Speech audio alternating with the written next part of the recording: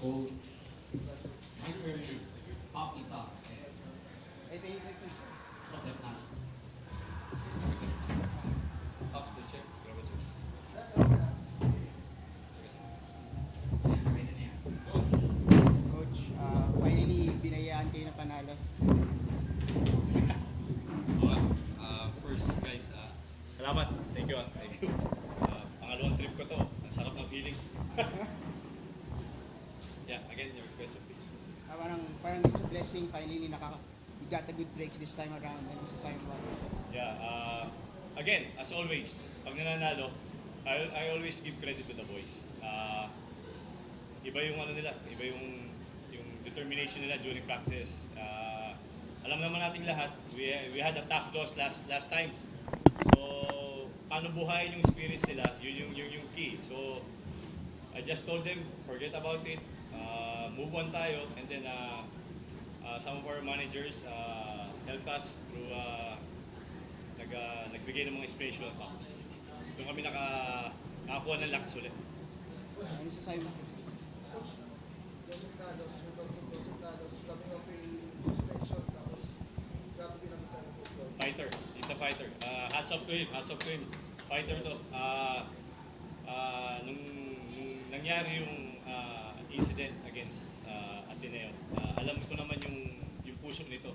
That's why sabi nga niya, Coach, sorry at hindi ako makatulong ng last game. Pero sabi ko, it's over and done with. Bawi ka. Next time lang, bawi ka. That's it. Hopefully. Sana. Yun na nga, sabi ko last time, hindi tayo one game team. Nakadalawa na. And sana gutom pa rin. Gutom pa rin naman kami. And, sana tuloy lang nila yung ano nila, yung spirit nila. Joseph, ano masasabi mo? Medyo nakabawi ka from not playing last game. Guilty kasi ako nung nalaman ko yung suspension kasi alam ko suspended naman pero hindi ko talaga intention yung saktan si Vince. Ngayong laro ngayon, gusto ko lang makabawi na hindi ko na natulungan yung team last game kalaban and yun. Kaya maganda yung nakita. Poppy, what can you say about your game today? At least bounce ka from Oh, I can just say thank you to the coach and staff and my teammates because that was a teamwork. We really play hard for that. And then our coach gave us a lot of trust, a lot of motivation. You know, he asked us always to never give up until the end. So that's what we did today. Coach, gaano malaki itong panalo sa Collides? So, sa past, mga talo nung before, against USP, against LPU, against LU, tatapusin na lang. Ito, tinapos yung yung coach. Okay. I think we were down by, 15, 16? So sabi ko nga sa kanila, we have to take it one step at a time. Hindi makukuha ng isang buhos. Wala namang 16-point na basket. So, sana nga we can build on this momentum going to our next 3 games. I know na yung Final Four is parang medyo wala na eh. So we'll just salvage kung ano yung meron pa kami. And then we will just end the season na kahit pa paano respectable naman kami. May respeto naman.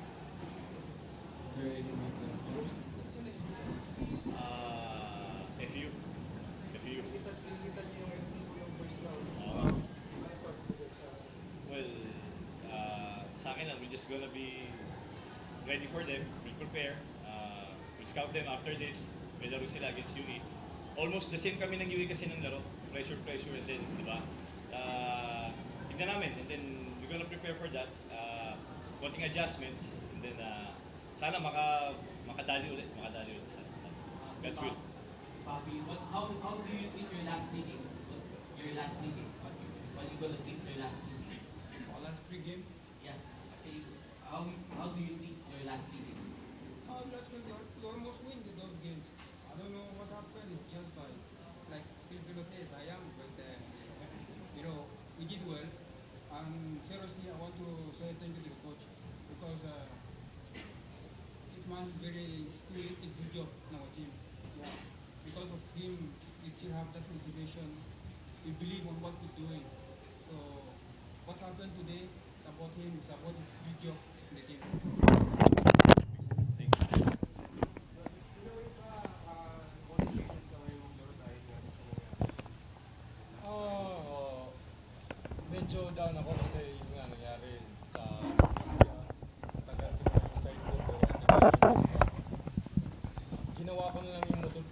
decision yung game ngayon na para mapakita ko sa mga tao na hindi ako ganun maglaro.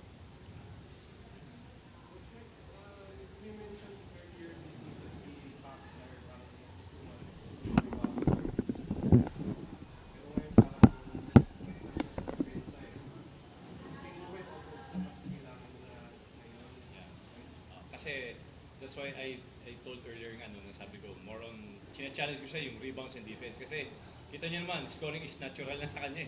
Natural pag napulot ang bola kaya niya, pag single coverage kaya niya, pag yun na lang yung pinag-aaralan namin. So we're little by little we're evolving the play na ngayon sa kanya, inside out or minsan dinidivert namin kung saan siya komportable doon kami. That's why yung communication ng team, players, coaches open kung saan kayo komportable, go ahead. Kung anong gusto mo itawag na play, go ahead.